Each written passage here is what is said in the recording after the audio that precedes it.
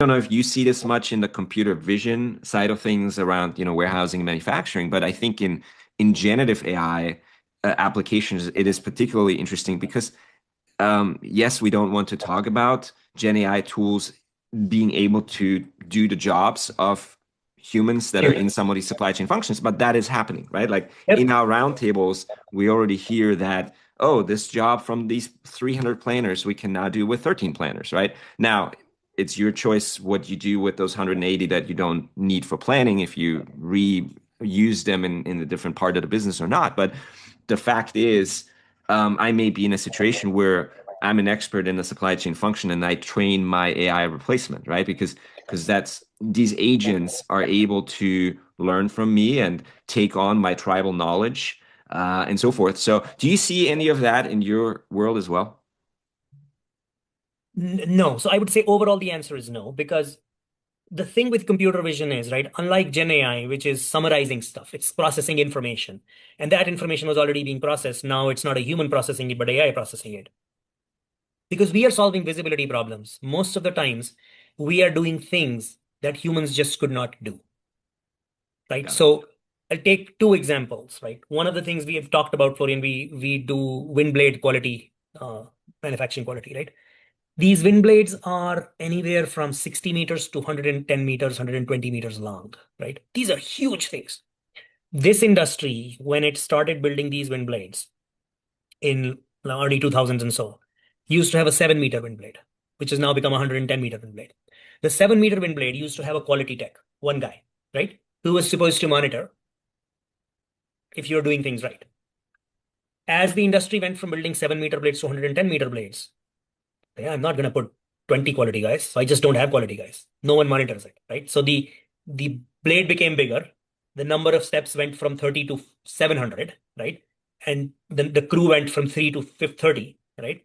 And there is nothing monitoring them. So the problem we are solving is not really replacing anybody, but now if you put cameras, you put 25, 30 cameras, I can monitor the whole thing for you, right? So example of, it's not really replacing anybody. It's a problem that you could not solve without technology. And that's a very good example typically of the kind of problems we solve. Like the same thing again when I was talking about loading at docks, right? Um, you're running a 2 million square foot warehouse and you're loading through 100 docks. How are you going to ensure you're loading right unless you have someone standing at each door watching it, right? So most of our work ends up being of the type that you cannot do without computer vision, right? And therefore there is an accepted loss. You've lived with the loss because it was too costly to solve the problem with human beings, but now you have tech.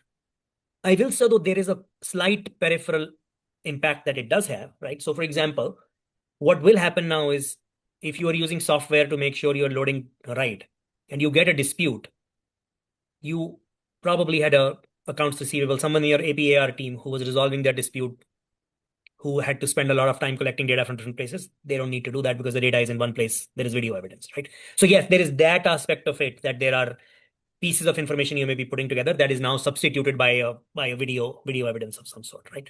But broadly speaking, no. What we are doing is solving problems that you just cannot have enough humans solving that problem. That's not affordable.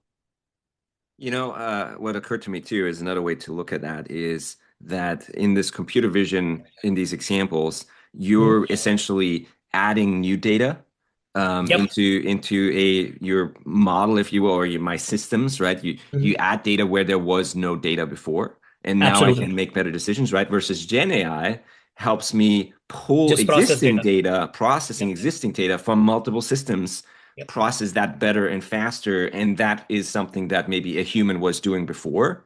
And now Absolutely. the faster processing happens. But if nobody collected that data before and now you're collecting and providing that data, you're not replacing anybody else who was doing this. You're just adding something new that wasn't even there before. Absolutely. Yeah. I mean, that's a great way to look at it. It's a Yeah. visibility problem being solved. The visibility was not there. The data was not there. Now the data is there. Yeah. So you could argue you would create a job by adding this data. Oh, sure, for sure. Yeah, absolutely. No, for sure. Yeah. Interesting. Um, Another thought on that keeps coming up a lot, and I know this is a little more in the Gen AI realm, but let's say broader technology, right? Technology application. I'm curious if you have an opinion on that. Is this whole idea of governance, right? Mhm. when you think about the way that innovation in supply chain or in enterprise used to work, it was very, within my function, within my logistics, I improve something and that's great, right? But once we get into some of these Gen AI applications, I would say even in some of the computer vision warehousing, the outcomes that you generate are not just impacting me here in my warehouse. They may, have downstream and upstream effects. And optimizing just for one function is not enough anymore, right? Like we want to optimize really much more across end to end. We want Mhm. to make sure that, hey, I'm increasing my productivity crazy here in my manufacturing in my warehouse, but my throughput, but the trucks are not able to pick it up. You know what I'm saying? It's like you can Yep, create new absolutely. Yeah. bottlenecks.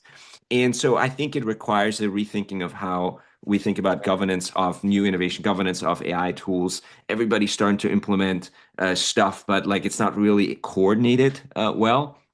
Have you seen companies that do it really well? Have you seen anybody, set up a new team structure, a new organizational structure, a new function of a chief AI officer, right? Like what are people doing? My short answer is no.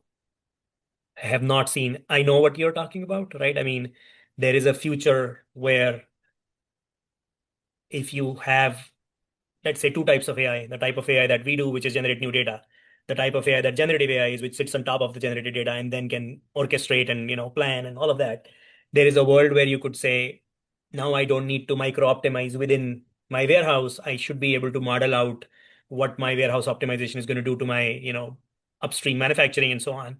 And you're talking about organization design. So how do people nowhere near Florian? Lord, I mean, and we work with some really large names too, right?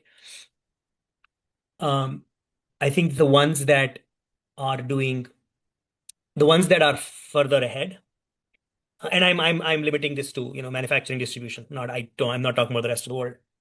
What they are very good at doing is taking the bet that even if I don't know how exactly this technology is going to solve the problem, I know this technology is going to solve the problem. So I am willing to iterate with a supplier, right? Knowing that they haven't solved this problem yet, but I do know that, this technology is the answer. And if this is the right partner, I'm going to spend 12 months sort of co-creating, if you will, the product with them, right? To solve my problems. Um, and I'm going to assign resources from my side, which is program management, quality, productivity, all of that, right? Align resources. So it's not plug and play. I'm not buying AI that's going to solve my problem. I'm getting a supplier in who's good and trusted, and then we together sort of build it. But they are still solving. We are still solving from an organization design perspective. It's still the same old organization design. I have had some customers, you know, uh, sort of basically say they are worried that they are missing out because hey, we are solving tactical problems. Is there someone out there who's redesigning their entire organization? But I am yet to see anybody. Interesting. Interesting. Anyway, like I mean, not yet to see anybody do anything, but yet to see anyone even think about it. One of my customers, and I can't name them, but I see individuals who are in leadership groups, right? People who will say they want to create a factory of the future where there are multiple sensors, and your camera is one of those sensors. But like there is one guy in a company who talks about that. The rest of the company doesn't even understand what he's saying. So I don't know how he can redesign the organization yet, even though this guy is a CEO minus one. Yeah. Yep. So Yeah, I mean, super interesting, and I think this will probably evolve quickly over the next year or so because companies do need to adapt, in terms of their structure and teams to that new, very iterative, quick way of technology and innovation. So it will be interesting who comes up with what models here. I will say I doubt that will happen in a year, right? Mm. And this is I'm going a little off, and not directly. I mean, it's relevant to our conversation.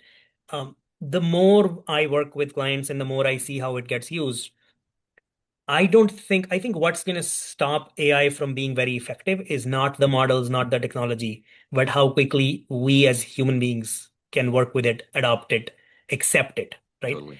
And so these large organizations have so much inertia, so much inertia. right? Totally. I can give you the best model. Someone has to trust it. People have 15 years of knowledge. Sometimes they're right too. So, I mean, I think that's where I would love for it to be here. I doubt you will see anything restructured even in the next 5 years, really.